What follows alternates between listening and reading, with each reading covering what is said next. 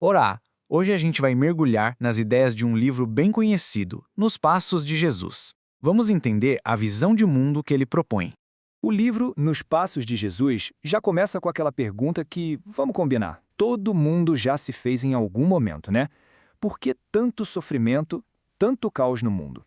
É a partir daí que a gente vai investigar a resposta que o autor oferece. Então, o nosso roteiro é este. A gente começa entendendo a origem do caos, depois o domínio de Satanás, aí vemos a ponte para a solução, que é a fé que salva, os 10 passos para a salvação e, por fim, como seria essa vida contínua de fé com a armadura do cristão. Ok, vamos lá então. A tese do livro é bem forte, viu? A ideia central é que a raiz de todo o nosso sofrimento não começa com a gente, não é humana. Seria, na verdade, o resultado de uma gigantesca rebelião cósmica. Algo que teria acontecido lá no comecinho de tudo. E o autor joga uma provocação aqui. Pensa bem. Como é que um Deus perfeito criaria algo descrito como sem forma e vazio? Fica meio esquisito, né? A resposta que o livro dá é que a criação original, que era perfeita, foi corrompida em algum momento. E aqui vem, talvez, uma das ideias mais impressionantes do livro. A de que poderiam ter se passado milhões de anos entre os 2 primeiros versículos da Bíblia.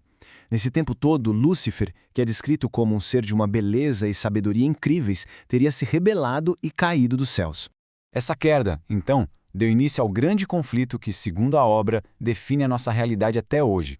De um lado, você tem a ordem, a luz de Deus, e do outro, o caos e as trevas.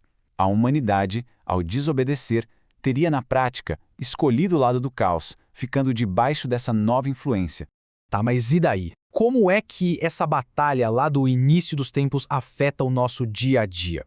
Bom, é aí que o livro faz a ponte entre essa história de origem e o sofrimento bem real, bem palpável que a gente vê por aí.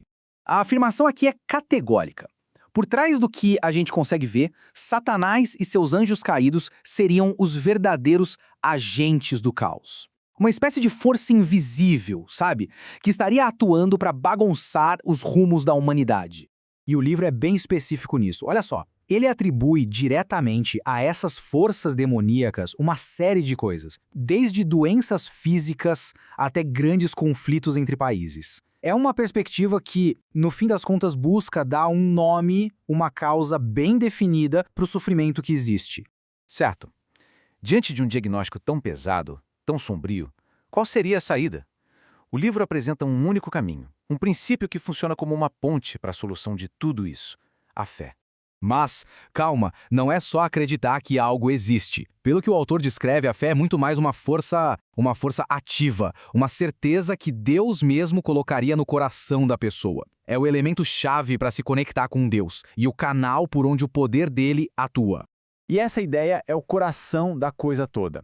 A salvação, nesse contexto, não é vista como algo que se conquista por merecimento ou por esforço, não. É um presente, um dom que se recebe por meio dessa fé poderosa e ativa. É a partir desse ponto que o livro vira quase um manual, um guia prático. Ele apresenta um roteiro bem claro com 10 passos para quem busca se livrar dessa influência e, claro, alcançar a salvação.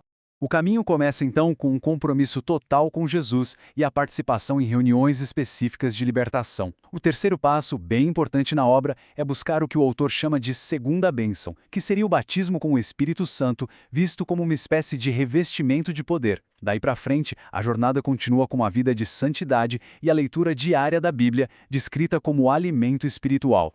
E o caminho segue com mudanças bem práticas no estilo de vida, né?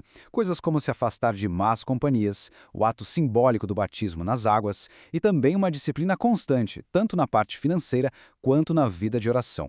Dando uma olhada mais de perto no primeiro passo, aceitar Jesus não é só uma decisão de cabeça, sabe? É descrito como uma virada de chave. Uma transformação radical de vida. Significa, literalmente, abandonar quem se era antes para seguir um caminho totalmente novo.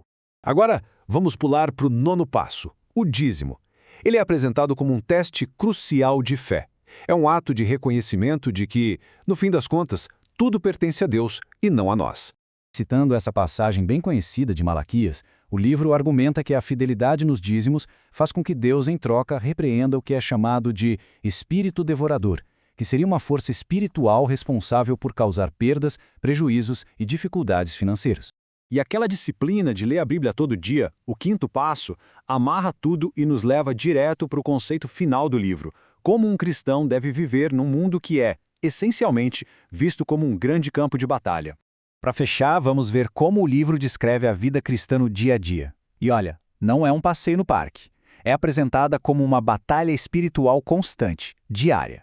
A defesa que a obra faz é que a vida é sim uma batalha espiritual permanente, e nesse conflito, a única arma de ataque, a única ferramenta que pode garantir a vitória é o uso ativo, consciente da palavra de Deus.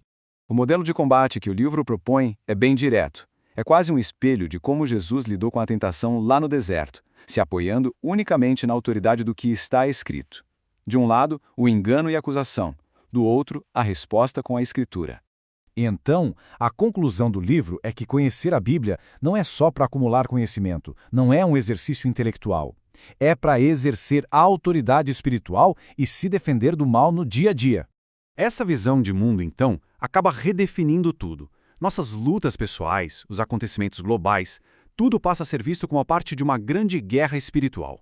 E isso nos deixa com uma pergunta para pensar, né? Se o mundo é mesmo um campo de batalha, como é que isso muda o significado das nossas experiências cotidianas?